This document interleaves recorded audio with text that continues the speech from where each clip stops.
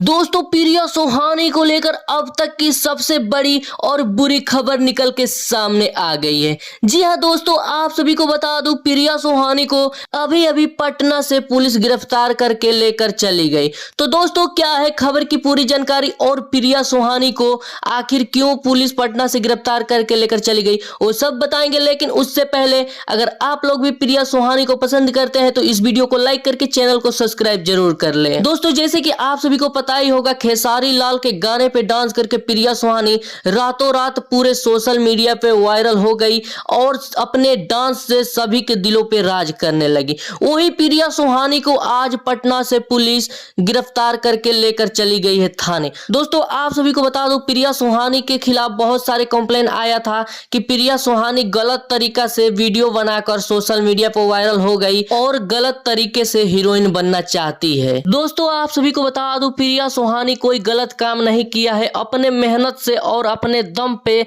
Instagram पे reels बनाकर viral हुई है और इस मुकाम को हासिल कर पाई है। इसी वजह से खेसारी लाल यादव प्रिया सुहानी को बहुत ज्यादा पसंद करते हैं और प्रिया सुहानी को बचाने के लिए निकल पड़े हैं। तो दोस्तों, आप सभी को क्या लगता है, प्रिया सुहानी जल्द से जल्द जेल से छूट के आएंगी या नहीं? कमेंट करके जरूर बताइएगा और चैनल पर नए हैं तो चैनल को सब्सक्राइब जरूर कर लीजिएगा। धन्यवाद दोस्तों।